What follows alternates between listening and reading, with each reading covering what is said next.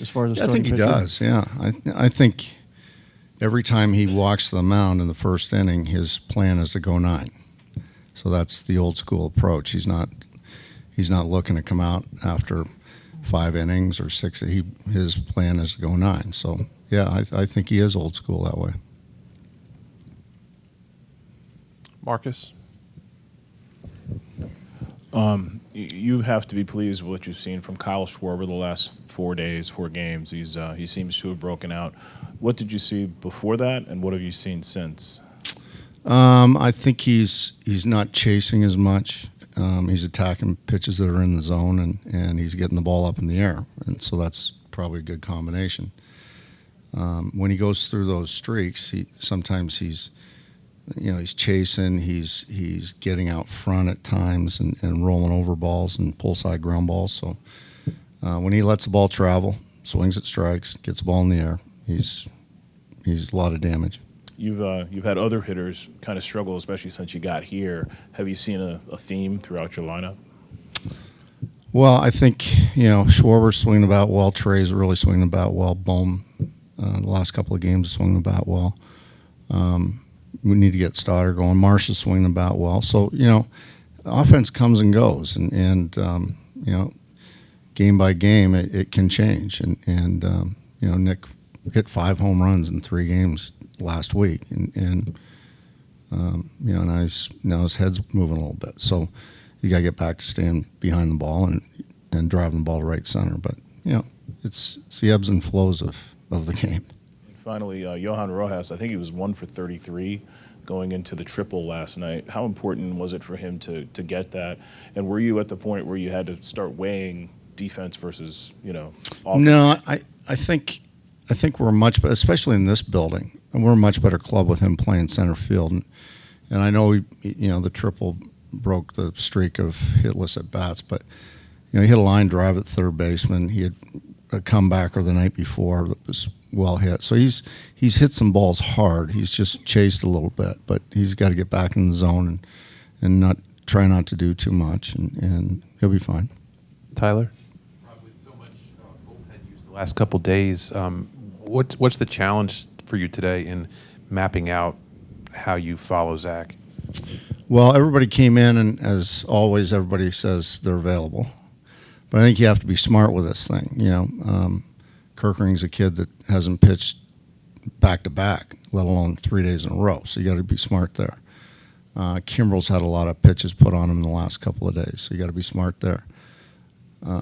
Hoffman's been 3 out of 4, so this would be 4 out of 5. So you got to be smart there. So a lot of things will happen during their throwing programs that the pitching coaches will relate to me about how their arm looks, how the ball's coming out of their hand, how they feel, and then we'll just have to, once we find that out, then we'll have to determine, okay, where are we going in the 6th or 7th, 8th, 9th, that type of thing. Is Ranger Suarez an option? Yes. Yeah. He'll be in the pen tonight. Jesse?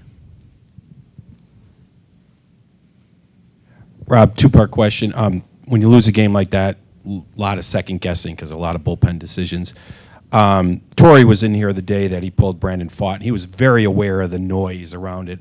Curious if you're pretty laid back, how you react to the noise around it, if how people contacting you, friends, family, and also do you second guess yourself after a game like that?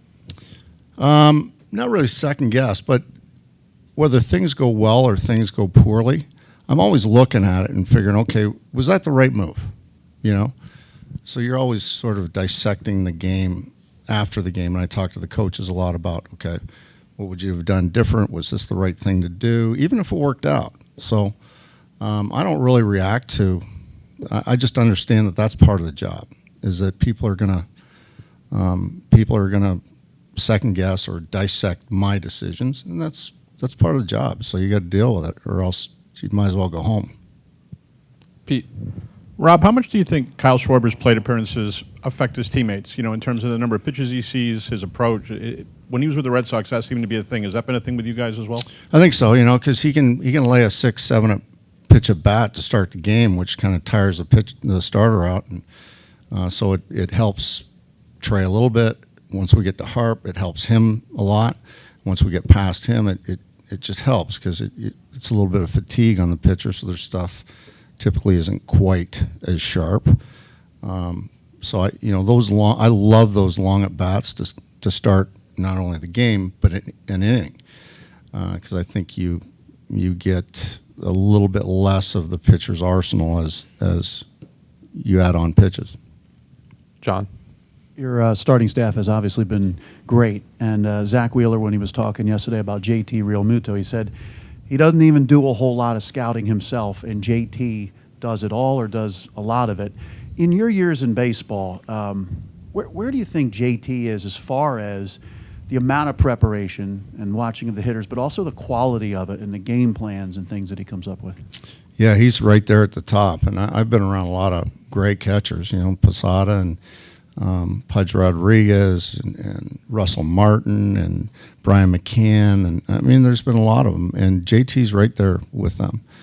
This guy is the first guy to the ballpark, especially at the start of a series, to start, studying and watching film and going through reports. He cares an awful lot about his pitching staff, and once he gets his report done, then he goes to the cage and starts working on his offense. But I feel like in his mind, his number one job is take care of his pitching staff, and that's what he does. Down here on the left. What's the plan with Taijuan Walker? Do you have a strategy with him, or are you saving him for something? Yeah, so he's kind of the length guy if we need it. Do you need to take that? No, but he's the.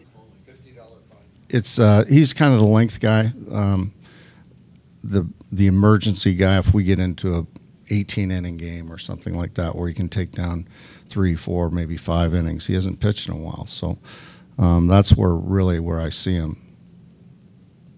Any last ones for Rob? All right, Rob, we'll see you post game. Thank you.